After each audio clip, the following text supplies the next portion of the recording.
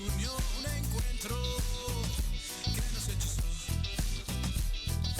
Cada paso bajo el sol, el efecto de tu amor va corriendo en mi corazón. Siempre se ve mejor la vida si tomo tu esencia y quiero más de ti. Quiero confesarte, la cocina de tu voz me hace en cada viaje más feliz. Desde el día en que probé la cocina de tu piel, me hice con pasión adicto a ti.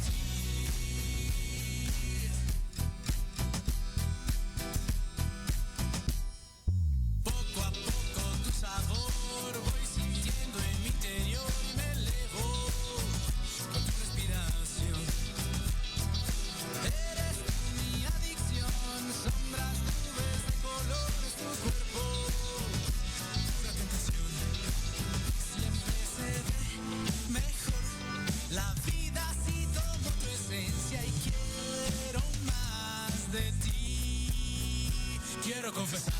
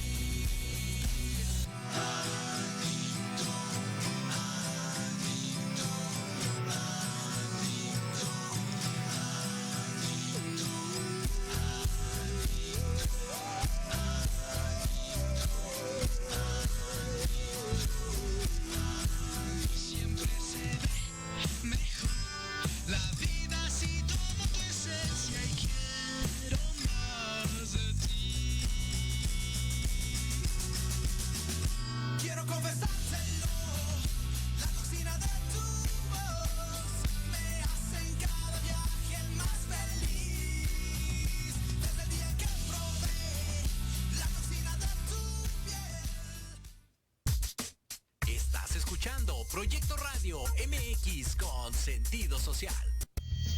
Las opiniones vertidas en este programa son exclusiva responsabilidad de quienes las emiten y no representan necesariamente el pensamiento ni la línea editorial de esta emisora.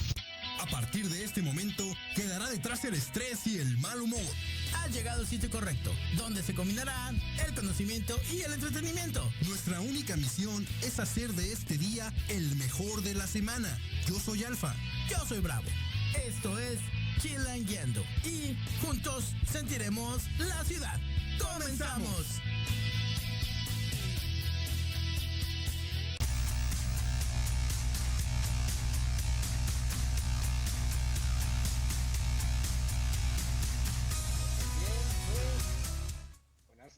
Buenas noches, chilangos, guerreros, águila, radioescuchas e internautas que nos sintonizan este martes 3 de noviembre. ¿Qué martes, señores? En un momento más les vamos a compartir algunas cosas. Bienvenidos a un programa más de Chilangueando. Transmitimos completamente en vivo desde la hermosa Ciudad de México a través de Proyecto Radio MX con sentido social. www.proyectoradiomx.com, Facebook Live, la app para dispositivos Android, y nos puedes descargar, escuchar las veces que quieras, y llevar a todos lados con nuestros podcasts en iBooks.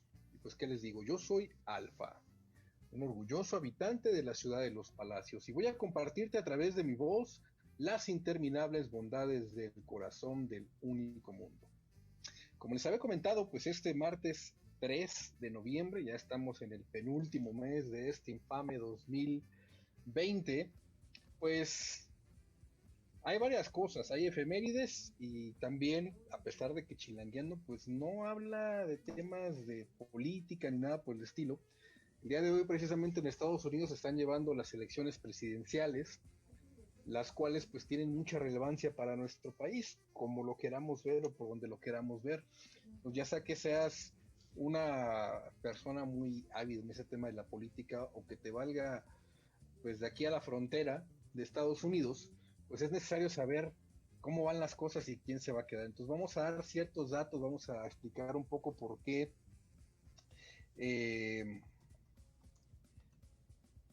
es importante que estemos al tanto. A todo mundo nos pega de alguna otra manera, pero tampoco nos vamos a clavar tanto. Entonces, el programa del día de hoy está muy interesante porque, pues como ustedes saben, hemos platicado o hemos compartido como 4 programas aproximadamente sobre temas de leyendas macabronas.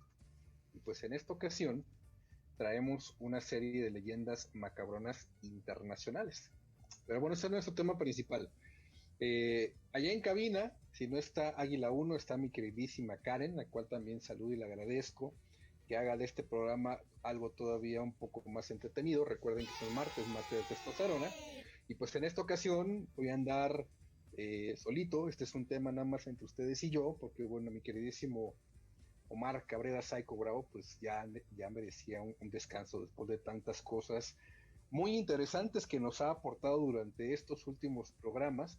Pero bueno, y mi otro compadre, pues está haciendo labores del hogar con cual debe, porque mantener a 6 mujeres, como les decía, no es fácil. Entonces tiene que doblar, triplicar y hasta cuatriplicar turno. Entonces les mandamos un saludo. Mientras, pues vamos a platicarles las efemérides del día de hoy. Son poquitas, pero hay una muy interesante. Fíjense, hoy, en un día como hoy, 3 de noviembre, pero de 1592, se funda la villa de San Luis Mexquitic, mejor conocido el día de hoy como San Luis Potosí, que es la capital pues de este mismo estado. Es un centro minero novohispano de mucha importancia. También, en un día como hoy, pero de 1792, en la Nueva Galicia, actual estado de Jalisco, se funda la Real Universidad de Guadalajara. Y también, por allá por 1973, muere Arturo de Córdoba, quien fue actor de la época de oro del cine mexicano. Este cine que, si de por sí ya le estaba pegando con el tema de la pandemia, ahora con el tema de los fideicomisos, pues bueno, ya ustedes se imaginarán. Pero bueno, en los días internacionales, hoy es el Día Mundial del Sándwich. Así como lo escuchan, el emparedado, o como lo quieras llamar, el sándwich, como se dice también aquí coloquialmente, pues es uno de los platos más populares y más variados que existen a nivel mundial. Hay una cadena en todo el mundo que se dedica exclusivamente a vender, o su producto principal es pues, los sándwiches, si ustedes la conocen, esa que tiene nombre de metro o de estación o de servicio del transporte colectivo en inglés, que ustedes pueden encontrar prácticamente en cualquier centro comercial, prácticamente en cualquier esquina. Parece de esas tiendas de los 7-11 o ustedes saben a qué me refiero, ¿no? Pero bueno, insisto, muchas tiendas a nivel mundial venden este platillo. Existen algunas variedades gourmet, etcétera, pero bueno, todo esto surgió, la historia del sándwich, pues surgió precisamente porque por allá por el siglo XVIII, específicamente en la fecha de nacimiento, se puso en esta fecha porque es la fecha de nacimiento de un inglés, John Montagu cuarto conde de Sandwich. A él se le atribuye esta, digamos, ocurrencia o esta invención, porque bueno, este cuate era muy entrado al tema de las partidas de cartas, tanto así que se puede pasar horas e incluso días jugando a las cartas. Pero bueno, también le gustaba la buena cocina y no quería perderse pues el juego de cartas, que en aquel entonces pues, eran de las pocas cosas entretenidas que tenían. Pues el chavo tenía que comer, ¿no? Entonces lo que él pidió precisamente, él quería carne, pero para que la carne no le manchara los dedos y de la misma manera se ensuciaran los naipes o las cartas. Recuerden que si una carta se mancha o se marca de alguna manera, pues ya no sirve, y necesitan un mazo, creo que les dicen, o un juego de cartas pues nuevo, porque si no, de todo el mundo sabría que esa carta es la de cierto número o cierta imagen, ¿no? Pero bueno, entonces este cuate, pensando y viendo cómo la hacemos, pues lo que pidió fue precisamente que la carne se la envolvieran en 2 hogazas o 2 rebanadas de pan, y que así la pudiera sostener con una mano, mientras con la otra podía jugar a los naipes. Entonces, Digamos que este invento que él tuvo, pues se convirtió hoy en tal vez el tercer bocadillo más vendido en todo el mundo. En Estados Unidos, en Escocia, es un platillo que es muy fácil, que es muy rápido, hay mucha variedad, pero existen lugares donde es muy distintivo el tema del sándwich. Entonces, en un día como hoy, se celebra el Día Mundial del Sándwich, precisamente por la fecha de nacimiento de John Montagu, cuarto conde de Sandwich, que existe un lugar que se llama Sandwich allá en Kent, en Inglaterra, pues que se llama así. Entonces, imagínate que ibas en una ciudad que se llama así. Es como si aquí tuvieras una calle, perdón, vivieras en la calle, no sé, Taco al Pastor, o vivieras en la calle Huevito con Jamón, o algo por el estilo, ¿no? Está bastante interesante. Pero bueno, quiero mandar muchos saludos a toda la gente que ya se está conectando y a las cuales les agradezco muchísimo. Shani de Shani Inline, le mando un saludo. Y pues, ¿quién más? Diana Coset también anda por aquí. Psycho Bravo ya nos anda escuchando, le mando un abrazo. Lourdes Soto, por aquí también andaba Mariana, desde allá desde Cuernavaca. A toda la gente que se está juntando, recuerden, estamos en Facebook, estamos en vivo también en la página de Proyecto Radio MX.com, donde también nos pueden escuchar. Les decía este tema de las elecciones y que es muy importante para México también. Como ustedes saben, el periodo de los presidentes en Estados Unidos son periodos de 4 años, con la opción de una reelección o con la opción de que este es otro periodo similar de 4 años, ¿no? Entonces, como ustedes saben, a partir del 2016 gana Donald Trump, le gana a Hillary Clinton. A pesar de que Hillary tuviera mayor cantidad de votos, las cosas no funcionan como en México, no es el que tenga mayor cantidad de votos, sino que existe un colegio que es el que hace las votaciones. Lo que tú haces en Estados Unidos básicamente es que votas por una persona y esa persona es la que emite su voto. Está tal vez un poco complicado, un poco trillado, pero así es como funciona en Estados Unidos. A diferencia de cuando eligen, por ejemplo, a un gobernador o a la gente de la Cámara, por ejemplo, para Estados Unidos funciona, como les decía, de esta manera. Entonces, digamos que cada estado tiene ciertos votos. Entonces, si ahorita, por ejemplo, dijéramos cuántos votos electorales tiene Florida, que es uno de los estados que más tiene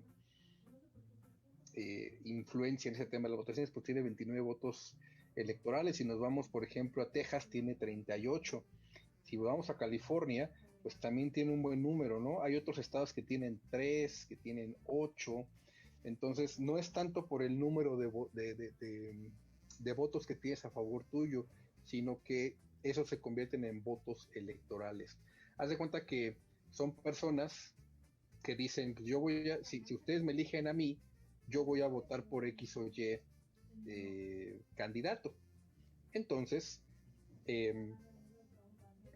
cuando llega el momento de que ellos emitan su voto, pueden respetar lo que dijeron o no. Es decir, hay gente que puede decir, oye, si ustedes me eligen a mí, yo voy a votar por Trump, y a la mera hora vota por el otro candidato, ¿no? Que en este caso es Joe Biden. Entonces, se puede dar ese tipo de cuestiones, insisto, la cuestión electoral de Estados Unidos es un poco más complicada, pero bueno, ¿por qué es importante? Pues para empezar, somos vecinos, ¿no? La frontera México con Estados Unidos es la frontera más visitada o más concurrida, o en la que más pases, digamos, que existen, ¿no? Entonces, los acuerdos comerciales que tenemos con Estados Unidos pues son muy importantes, es el primer o el más importante socio comercial. Entonces, nos importa mucho la política de Estados Unidos, la política económica, la política exterior, porque también existen muchos migrantes de México ya en Estados Unidos, y las leyes podrían o no afectarles a estas personas. Algo chistoso o algo que a lo mejor mucha gente no entendería de inicio, es que mucha gente que está apoyando al actual presidente, que quieren que esté otro, digamos que otro periodo, en Estados Unidos en el mandato y pues tiene que ver con el tema de la economía. Me refiero a muchos latinos, incluso muchas personas que no viven o que no son residentes o que no tienen el derecho a votar, lo están pidiendo por muchas cosas. Una de ellas es, él no cree en el cambio climático, él es una persona que está en contra del aborto y muchas reformas comunistas. Insisto, mi idea no es hablar todo el programa de esto, mi idea es que sí voltemos un poco al tema de las elecciones. En este momento se están llevando a cabo, necesitan 270 votos electorales para poder ganar, y así como van las cosas ahorita, va a la cabeza Joe Biden, pero pues los votos todavía no acaban. Recuerden que en Estados Unidos se manejan varios usos horarios, está el del este, está el central, está el de la montaña y está el Pacífico, y obviamente los estados que están hacia el este son los que primero terminan sus conteos, mientras que California, Oregon e incluso Hawái son los que van a terminar, o los últimos que se van a contar. Entonces, para el día de mañana tendremos tal vez ya los resultados, al día de hoy se están llevando a cabo. Pero mientras, si lo suyo no es la política y estar ahí pegados al televisor para ver o escuchar este tema, pues véngase con nosotros. Como les decía, tenemos unas historias bastante interesantes y vamos a hablar de leyendas macabronas internacionales. Hemos tenido, como les decía, 3, 4 programas que tienen que ver con leyendas mexicanas y todavía hay una cantidad impresionante para continuar. Y estoy seguro que en algún momento vamos a volver a tocarlas. Vamos a ver algunos temas de México, pero van a ser los menos. Vamos a platicar un poquito sobre algunas costumbres de otros países. Cada país, cada región tiene, digamos, que a su, ¿cómo lo podemos llamar? Su demonología, sus propios fantasmas. Hay algunos que se comparten, por ejemplo, los de México, La Llorona está en Centro y Sudamérica. No recuerdo si hay en Europa o en Asia algo, ya sea La Llorona o algo similar. Estoy seguro que algo similar sí, pero como tal La Llorona es algo que se comparte con Centro y Sudamérica. Y pues también tiene que ver con el tema de los españoles, ¿no? Ya lo decía Omar Cabrera la semana pasada, los dioses del pueblo conquistado o del país conquistado, de la cultura conquistada, se convierten normalmente en los demonios de la religión que se llega a imponer. Y eso fue pues el tema precisamente de la Llorona, que orígenes puede haber muchos, sin embargo, todos se pueden, digamos que trazar hacia el tema de la conquista por parte de los españoles. Entonces, pues bueno, híjole, les podemos contar que dentro de las mismas leyendas existen algunas como subcategorías.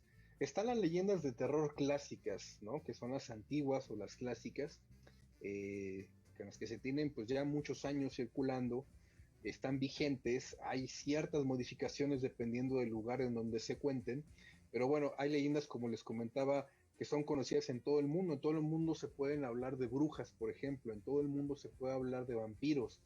Hace poquito subimos una publicación, y también de los primeros programas en los que hablamos aquí, platicábamos precisamente del vampiro del metro, ¿no? Que se aparecía a ciertas horas en ciertas estaciones, por ahí por Barranca del Muerto principalmente, y que es una leyenda que ha estado aquí pues, desde hace muchísimos años. Yo recuerdo que era muy chavo cuando por primera vez escuché temas de una rata gigante, temas de un vampiro, temas de una mujer que se aparecía en los andenes del metro, pero bueno, cada quien tendrá su propia versión. Hay leyendas pues muy locales, de una comunidad muy en específico. Yo recuerdo, por ejemplo, que cuando íbamos a los pueblos, uno de ellos es Meztitlán, decían que los duendes les hacían trenzas en las colas de los caballos, y cada vez que tú veías a un caballo así era porque existía un duende o un grupo de duendes por ahí, pues que hacían ese tipo como que de maldades, ¿no? Vamos a ver, Omar Cabrera ya empezó aquí a publicar, te agradezco mucho, dice, deberíamos ser abiertos con la importancia de Estados Unidos para México, nosotros tener de menos 5 de esos votos electorales. Pues no estaría mal, digo, 5 votos, te soy bien honesto, no sería mucho, pero tal vez y solo tal vez existiría algún tema de definición, ¿no? Imagínate que esos 5 votos decidieran ¿Quién tiene los 270? ¿No? Me recuerdo una película de Cantinflas, por ejemplo, donde él tenía el último voto para elegir sobre algo, no recuerdo muy bien el tema de la película, pero él tenía, incluso el país que él representaba era un país ficticio que a legua se veía que era México, pero bueno, era nada más una referencia, ¿no? Como dice aquí Omar. Pero bueno, les decía, existen también las leyendas de terror urbanas, que más o menos, yo creo que la del vampiro sería más o menos una leyenda urbana, y está basada en creencias populares sobre un personaje o un acontecimiento ficticio que es presentado como un hecho real, ¿no? Muchas veces cuando no encontramos la explicación lógica o no sabemos qué sucedió con alguna persona o con algo que de pronto apareció ahí, pues también tendemos, dependiendo de cada cultura, pues tenemos a meter cuestiones mágicas o la intervención de seres que son todos menos humanos, ¿no? Que están en algún otro plano o algo por el estilo. Están también las creepypastas que son creo que más recientes, y son leyendas, un tipo de leyendas de terror urbana, pero son colaborativas, es decir, que se comparten en redes sociales o en internet. Estas leyendas son, como les decía, las de hoy son las de los chavos, son las de los adolescentes, ¿no? Entonces, cuando ves una creepypasta, normalmente son ese tipo de relatos, pero que se difunden por redes sociales y tal vez haya personajes, haya usuarios que se hagan pasar por este tipo de personas, ¿no? Está también el tema, por ejemplo, de Momo, que fue muy famoso y que todo empezó con una escultura, me parece, y que se hizo muy popular. Después resulta que Momo te podía escribir por WhatsApp y pedirte cosas. Está como el tema también de la ballena azul, y así nos podemos ir a varios ejemplos, ¿no? Todos yo creo que tendríamos que conocer un poquito este tipo de leyendas, porque pues, es lo que nuestros hijos, los jóvenes del día de hoy, las generaciones más recientes, pues están, digamos que a la orden del día, y necesitamos saber cómo sucede. Pero bueno, basta de tanta plática, vamos a meternos de lleno a las leyendas macabronas, y pues les voy a platicar la primera. Y pues se trata de brujas, algo clásico, pero estas brujas son de Praga. Ay, manita. Y pues algunos dicen identificarlas por su forma de vestir, otros por su cara y otros más por la vibra que dicen que emanan cuando cruzas con alguna de estos personajes, cuando cruzas incluso la mirada. Pero bueno, ¿de dónde viene todo ese tema de las leyendas de la bruja de Praga? Pues bueno, tiene un lugar especial entre los pobladores de esta ciudad, ya que cada 30 de abril celebran la noche de San Felipe de Santiago. Cuenta la leyenda que las brujas celebran su sabbat en la cima precisamente de las montañas, en la cual se abre la tierra y ofrecen sus tesoros. Vaya usted a saber, señor, cuáles son estos tesoros que les ofrecen las brujas, pero bueno, de alguna otra manera tendrían que ser muy agradables a la vista para que la gente pueda caer precisamente con estos tesoros. Incluso los antiguos eslavos les tenían miedo y se protegían con un helecho o una hostia. Y era como para algunos esta protección, pero para otros no era suficiente, y estas personas optaban por algún tipo de ritual aún más poderoso para prender una fogata y quemarlas hasta eliminarlas. El tema de las brujas y quemarlas en una hoguera, pues es algo que sucedía en Europa, sucedía en Estados Unidos, y desafortunadamente también en México llegó a suceder con el tema de la Inquisición. Entonces, algún día vamos a platicar muy en específico de los juicios de las brujas, porque están documentados. Y a pesar de que en México tal vez no hubo muchos casos, sí los hubo en varios estados, y esos juicios, como les decía, están documentados, pero vamos a traer a alguien también que nos apoye, que sea experto en el tema, para que nos platique sobre esto, porque todos conocemos tal vez las brujas de Salem, pero no conocemos los juicios, como les decía, de las brujas aquí en México. Entonces, pues bueno, este tema de las brujas de Praga son un mito, una realidad. La realidad es que la leyenda de las brujas de Praga se remonta hasta los siglos XVI y XVII con la misma Inquisición, precisamente de lo que platicaba ahorita, particularmente en una ciudad que se llamaba Velké Losini. Se dice que por ahí entre los años de 1678 y 1696 tuvo lugar ahí la mayor cacería de brujas, y todo comenzó porque una indigente de nombre Marina Shunova robó una hostia durante una misa porque tenía la creencia de que con esta podía curar a una vaca que no le daba leche al ordeñar. Pues bueno, la condesa Angelina de Gal, dueña del reino, al darse cuenta de este robo, llamó a una persona que se llamaba Gindex Boblin, que era el mayor inquisidor de la región en aquella época, para que condenara a esta pobre mujer, a la cual torturó, le aplastó los pulgares, y bueno, le hizo cualquier cantidad de torturas para que pues ella confesara que era una bruja. Así se las gastaban a veces en esa época.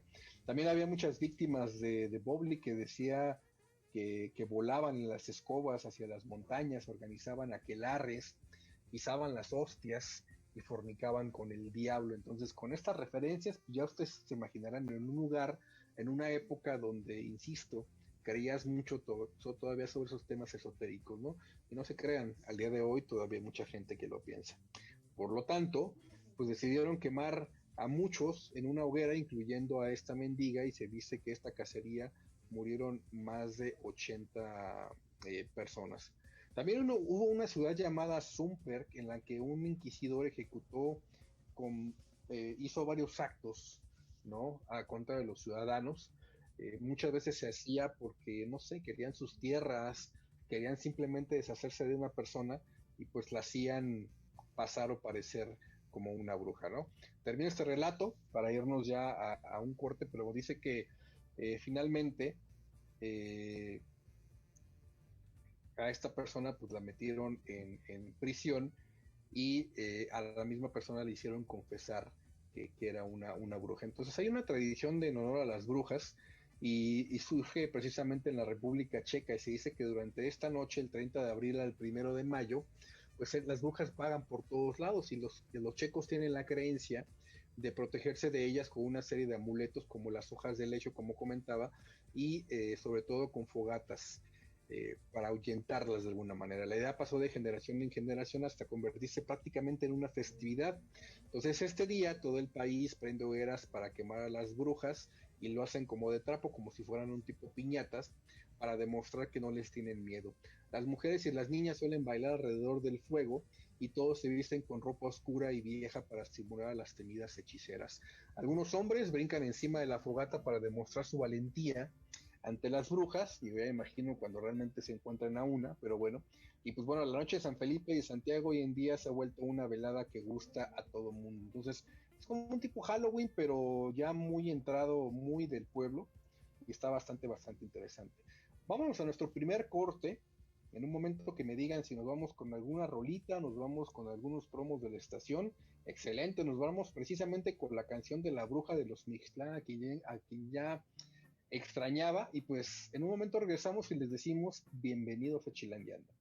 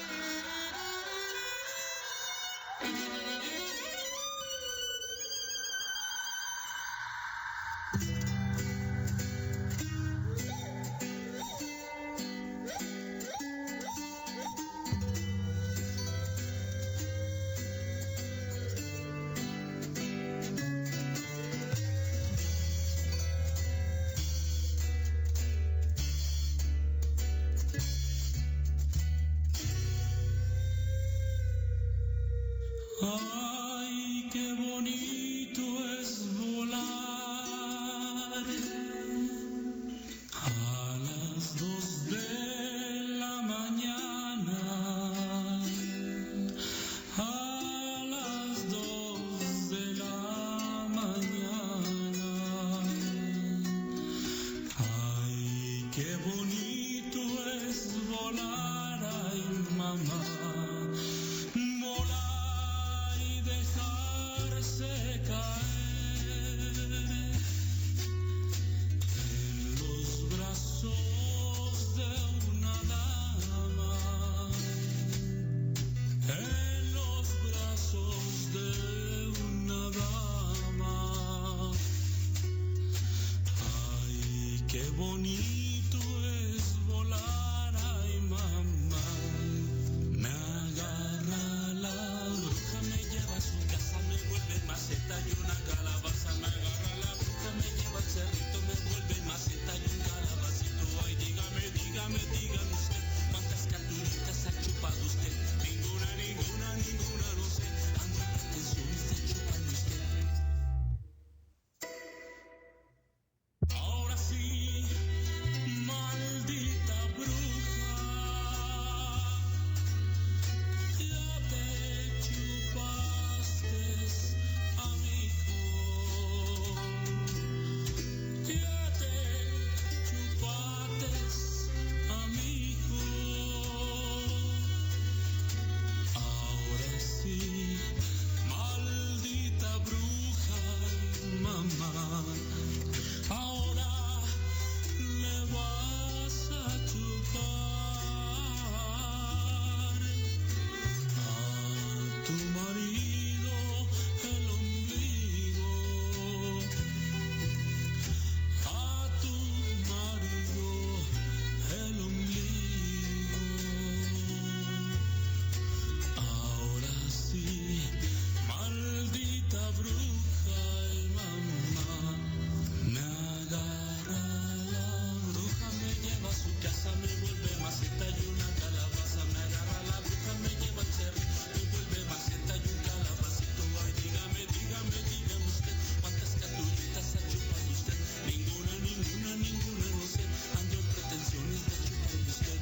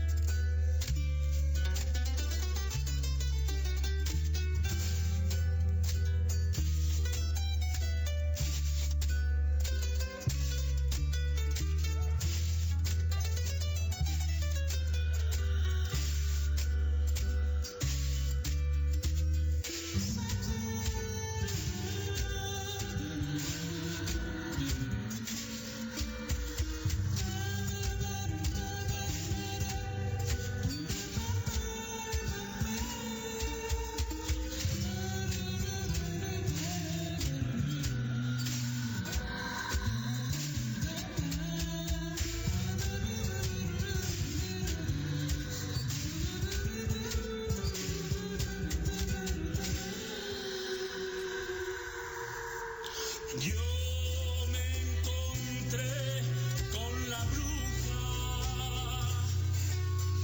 Dios mío, estaba muy fea, Dios mío, estaba muy fea. Yo me encontré con la bruja y mamá. Tenía cara de batracio y granos por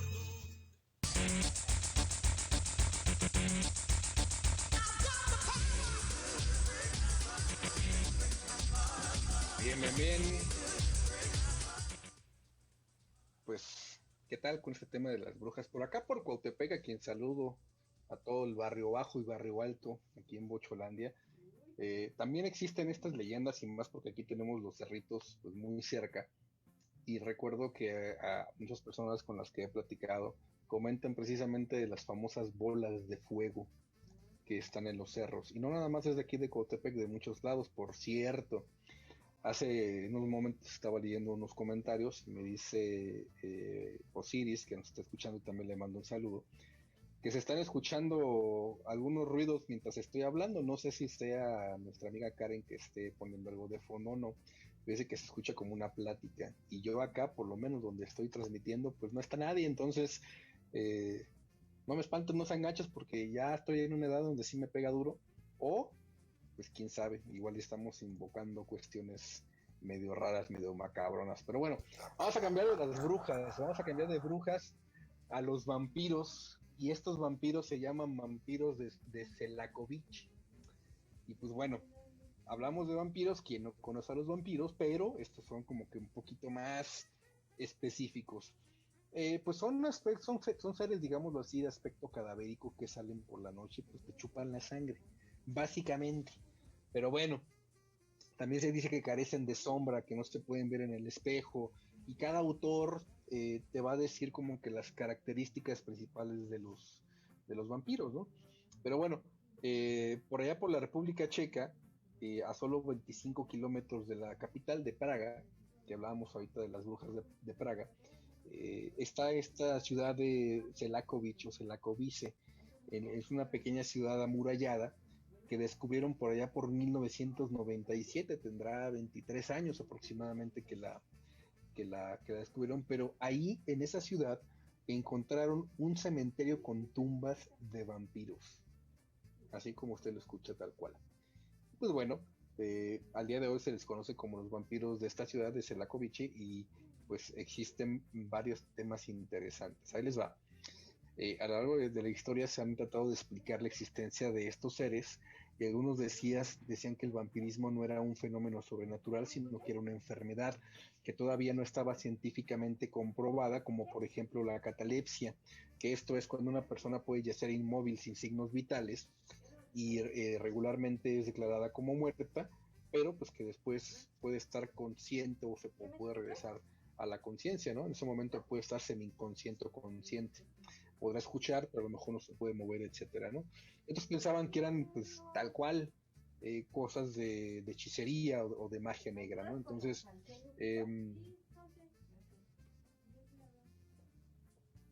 por aquí hay muchos temas de vampiros, pero bueno, en otros pueblos eslavos también comenzaron con el mito de los vampiros por allá por el siglo XIV y se extendió por toda Europa hasta el siglo XVIII. Entonces, insisto, en lo que es hoy esta ciudad, sus pobladores vivieron con la creencia sobre la existencia de los vampiros. Ellos realmente creían que eran seres que estaban con ellos y que los acompañaban. Digo, acompañaban entre comillas, más bien, pues como si supieras que hay osos aquí en el cerro del Chiquihuite, ¿no? Y que te van a agarrar o hay serpientes o algo por el estilo. Ya decían, pues es que aquí hay vampiros, tal cual. Pero bueno, hubo una reconstrucción, como les comentaba, por ahí por 1997 y un arqueólogo pues descubrió, se llamaba Jaroslav Spacek, descubrió el cementerio de los vampiros. Entonces lo que encontró fueron 14 tumbas con personas enterradas acusadas de vampirismo. Los esqueletos tenían crucifijos en sus ataúdes, de alguna otra manera para no dejarlos salir. También estaban amarrados y estaban boca abajo, y en algunos les habían cortado la cabeza. Uno de estos casos más espeluznantes pues fue uno de estos supuestos vampiros que tenían el cráneo con un clavo de hierro enterrado, imagínate nada más. Otros, una estaca en el corazón y uno más tenía un cuchillo clavado en la boca. Dice este arqueólogo que fue para evitar tal vez alguna mordedura de la persona que lo sacrificó, pero imagínense, esas personas, uno, pensar que realmente estabas batallando con un vampiro y el otro que pensaban que tú eras un vampiro, ¿no? Entonces imagínate. En el 2010, en un municipio de la República Checa llamado Radek nad Nisou, se encontró un esqueleto de un presunto vampiro al que nombraron Tobías. Un arqueólogo más de nombre Peter, investigador de este caso, señaló que el entierro tenía varias características muy similares a los otros vampiros, ¿no? El esqueleto, para empezar, no estaba dentro del cementerio, sino estaba a 1 metro de una barda y estaba enterrado a solo 25 centímetros de la tierra, o sea, prácticamente por encimita y boca abajo. Tanto las piernas como los brazos tenían piedras encima para que no escapara o tratara de resucitar. Tenía monedas en cada una de las manos, lo cual era algo raro, digamos, que en esa época, ¿no? Y a través de esta se determinó que el hombre fue asesinado por allá por el siglo XIV. Existen algunas teorías que señalan que era un hombre con discapacidad, porque presentaba cierta deformidad en la espalda, y pues considera el arqueólogo que gracias a esto pudo ser acusado de vampirismo. ¿Cómo ven este tema? ¿Existe alguna enfermedad incluso que te hace retraerte un poco los labios, que los ojos parezcan un poco como rojizos? No recuerdo ahorita la enfermedad, pero imagínense ustedes, ¿no? Que sufras de una enfermedad y que en lugar de que de alguna otra manera te traten de curar o ayudar, pues digan que eres un ser raro, ¿no? Que eres un vampiro o algo por el estilo. Está bastante interesante. Fíjense que una de las historias más importantes a nivel mundial es precisamente el de Jack el Destripador. Y sí, ustedes me van a decir, pues es que eso no es una leyenda o este no es un ser fantástico. La realidad es que Jack el Destripador existió y se le atribuye en la muerte de al menos 6 personas, prostitutas o algo por el estilo, en la comunidad o en el barrio o en la zona de Whitechapel. Por cierto, hace poco jugué un juego de Assassin's Creed donde viene una de las historias con Jack el Destripador, pero bueno, eh, pero hay mucha gente que le ha atribuido cuestiones eh, como que fantasiosas, ¿no? Como que por el mismo hecho de que fue una persona que no pudieron atrapar en su momento, muchas teorías hablaban de que era algo más, que no era un ser humano o algo por el estilo. Pero bueno, eh, Jack el Destripador, pues fue una de las personas, uno de los personajes más famosos, como decía, a nivel mundial, eh, pero tiene un área de misticismo y existió por ahí por el finales del siglo XIX, 1888, 1890. Eh, la historia de Jack, precisamente en este distrito que les comentaba de Whitechapel, era uno de los barrios más pobres. Había unas calles que eran muy lúgubres, donde el alumbrado era escaso o prácticamente no existía. Bares, pues la verdad, bastante mugrosos, incluso pues con burdeles, ¿no? Se ha visto en muchas escenas de la época victoriana donde incluso pues podías tener prácticamente sexo en alguno de esos callejones.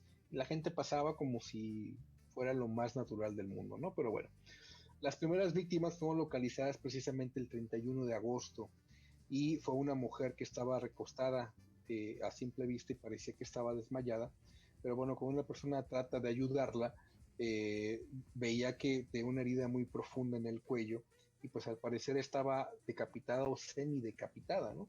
Este hombre le avisó a la policía, inmediatamente llegó al lugar un médico, quien pues certificó que esta mujer le habían seccionado la tráquea y el exófago con un arma blanca, normalmente un cuchillo, ¿no? Además, pues tenía las vísceras esparcidas en el cuerpo, o sea, como ustedes saben, los asesinatos de Jack eran como que muy metódicos, se iba por ciertas partes del cuerpo, se quedaba con algunas de ellas, entonces es un caso bastante interesante. Lo importante de todo esto es que eh, al terminar con la última víctima, o antes de terminar con la última víctima, hubo una época como de calma, pero al mismo tiempo empezaron a recibir cartas de supuestos asesinos seriales. Y en uno de ellos venía la firma de Jack el Destripador, de ahí es que se le da este nombre. Hay películas, hay relatos, hay documentales, y la realidad es que al día de hoy no se conoce más que hipótesis de quién pudo haber sido esta persona. Incluso decían que pertenecía a la aristocracia, pero bueno, incluso porque había gente que supuestamente lo veía con sombrero de copa y bigote, pero bueno, la realidad es que no se sabe, y es algo bastante interesante. Hay otra leyenda de la mujer errada, y no es de que cometió errores, sino que tenía erraduras precisamente. Este es de México, pero es de la época de la Nueva España. Vicente Rivapalacio cuenta en su libro Tradiciones de Leyendas Mexicanas, que lo publicó más o menos por la época de Jack el Destripador, 1880, la historia de una mujer errada y que decía que era real, y que estos hechos, sin embargo, sucedieron por allá por 1670. Había un clérigo, no muy viejo, que vivió en la Nueva España, en la calle que llamamos al día de hoy Santo Domingo. Entonces este clérigo solitario decidió buscar a una mujer con quien vivir. Este acto evidentemente era repudiado por los fieles de la iglesia y también por un mejor amigo que él tenía, ¿no? Un compadre quien ejercía el oficio de herrero. El clérigo no le importó la situación y aún así vivió con esta mujer. Una terrible noche, pues sucedió algo que nadie se había imaginado. De cierto día, a altas horas de la noche, tocaron con mucha insistencia las puertas del herrero, quien vivía en la calle de las Rejas de la Valvanera, y alguien le decía pues que abriera, ¿no? Eh, y al entrar o al abrir la puerta, perdón, se encuentra con dos personas eh, que llevaban una mula negra. Eran dos personas de color oscuro, altos, fornidos, como decía, que llevaban precisamente a esta mula. Y con empeño pues le pidieron a esta persona que le pusiera hierros a la mula, ¿no? Y que lo hicieran que lo hiciera rápido porque le surgía a esas personas.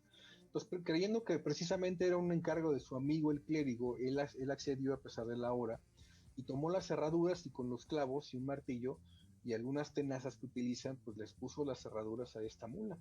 Entonces, por la mañana, ansioso el herrero, pues fue a ver a su amigo el clérigo para saber qué era lo que había pasado, ¿no? Y qué onda con eso de la noche, que le pidieron que errara una mula y la verdad es que no está bien y qué onda. O sea, al llegar a la calle de la Puerta Falsa de Santo Domingo, el herrero subió veloz las escaleras hasta llegar a la recámara y despertar a su amigo para preguntarle sobre la mula. Y el clérigo soltó una carcajada y le dijo que él no tenía ningún tipo de esclavos con las características que él le había mencionado y que mucho menos tenía una mula, ¿no? Y pues tampoco le iba a pedir que erraran a una mula a esas altas horas de la noche. Entonces que posiblemente pues fue una broma, ¿no? Entonces, y este clérigo le invita a que le cuente la historia a la mujer con la que vivía, del nombre Juana. Cuando llegan a la habitación de la famosa Juana, el sacerdote pues la quiere despertar, le habla, pero no le responde, ¿no? Y pareciera que esta mujer está como que en un sueño profundo. La tocaba y estaba insensible, estaba fría, estaba un poco rígida, le ve la cara y estaba totalmente pálida esta mujer, ¿no? Y su rostro dicen que parecía de cera. Pues lo que sucede es que esta mujer estaba muerta. El clérigo toma de la mano a esta mujer y se da cuenta que tenía clavada precisamente una herradura. Y pues se llevaron una gran sorpresa porque cuando la siguieron revisando se dieron cuenta que ambos pies y la otra mano pues se encontraban también herrados. Después pues llegaron más personas, ¿no? Y entre ellos 3 religiosos y la examinaron y se dieron cuenta de que la lengua estaba sujeta con un freno como el que utilizan precisamente para los animales, para los caballos, y estaba sujeto hacia la espalda y tenía señales de golpe que le dieron antes de morir. Posteriormente, entre las reflexiones de sacerdotes y teólogos, concluyeron que todo este tema pues había sido un castigo de la divina providencia y un ejemplo de castigo para el clérigo o para los clérigos que eran pecadores, ya que según ellos, Dios convirtió a Juan en una mula negra y le entregó a los demonios para que le erraran en vida hasta ocasionarle la muerte. Le negaron por consiguiente pues una cristiana sepultura y le enterraron en la misma casa. Y ahora por eso dicen que mujer que acepta el amor de un sacerdote, el diablo la convierte en una mula y se la lleva viva o muerta. Está muy interesante este tema, digo, no es una leyenda tal vez muy conocida y es, insisto, de la época medieval, pero bueno, Vicente Riva Palacio concluye que la leyenda la escribió después de un siglo de diferencia y toma como referencia a Francisco Sedano, quien escribió un libro sobre el caso, relatando la supuesta veracidad de la historia. La Puerta Falsa de Santo Domingo número 3 es hoy la calle de la República de Perú, por si a alguno le interesa, en el centro de la Ciudad de México. Entonces, pues por allá, por la calle de Perú, creo que en la calle de Perú está la Arena Coliseo, si mal no recuerdo. Entonces,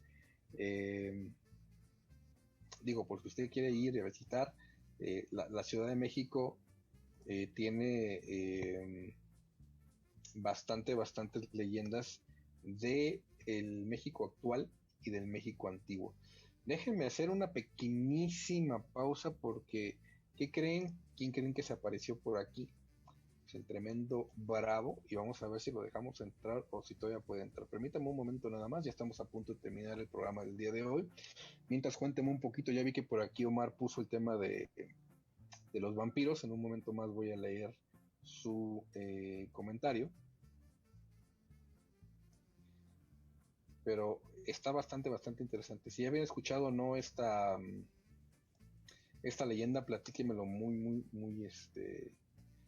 rápido aquí en los comentarios. Yo la había escuchado alguna vez, no le había puesto tanta atención. Hay una leyenda también, si ustedes conocen un poco a Café Tacuba, que supongo que sí, pues también se acordarán que existe esta leyenda de María que robaba los besos a la gente,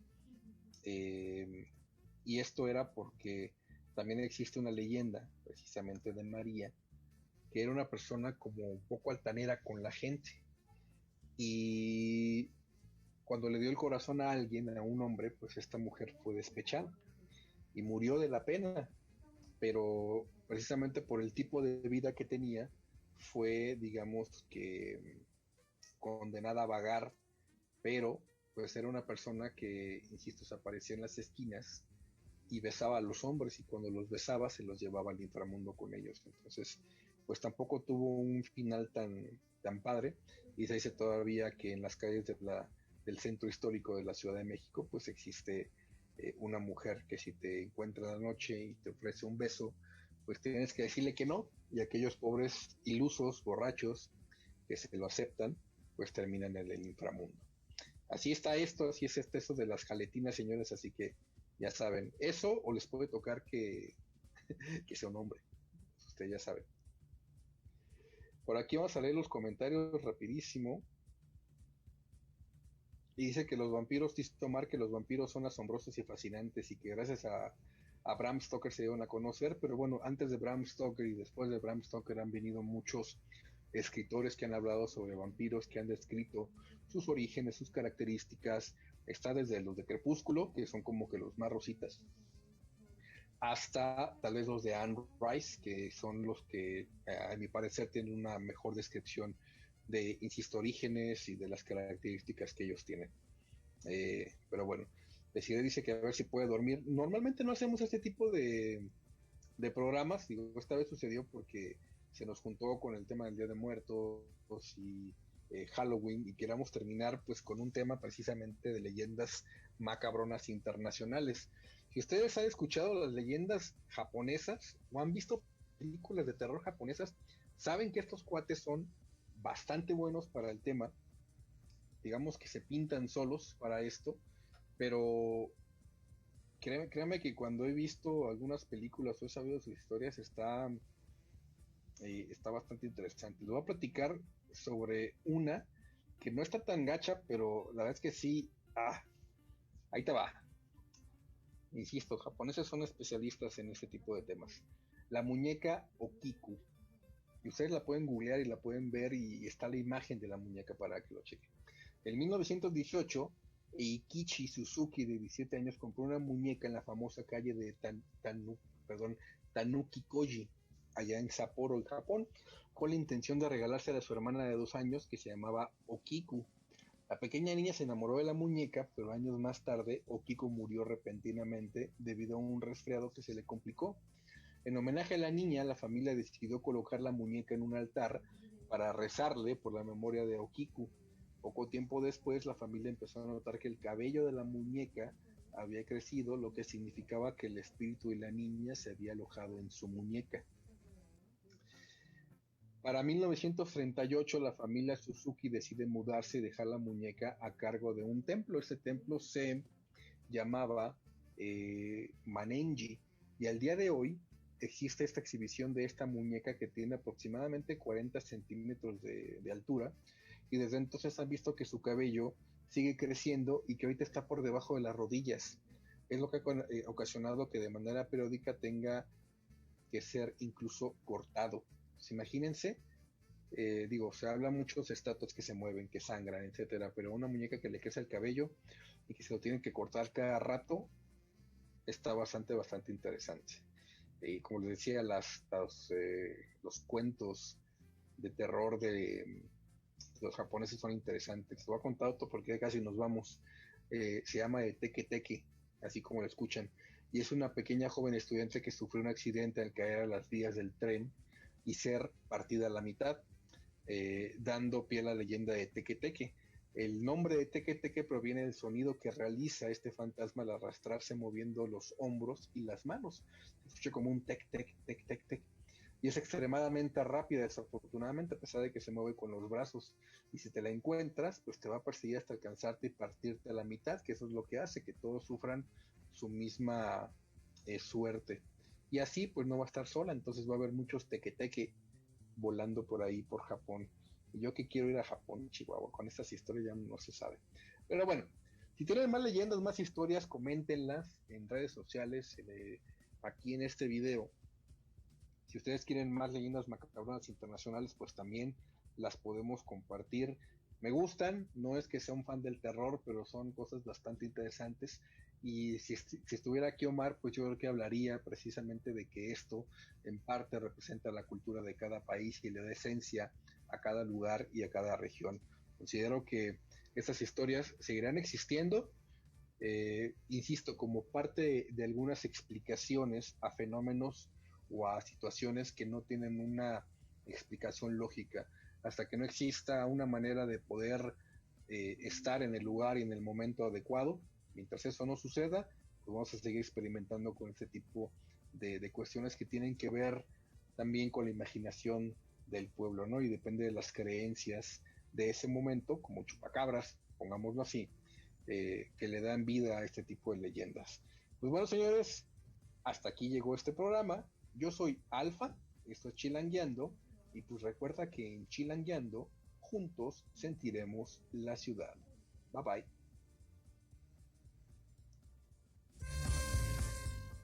Gracias por acompañarnos esta noche. Lo único que esperamos es que hayas quedado bien atendidita y despachada. Los esperamos el próximo martes a las 8 de la noche por su dosis semanal de testosterona a través de proyectoradiomx.com. Y recuerda que en Chilangueando juntos sentiremos la ciudad.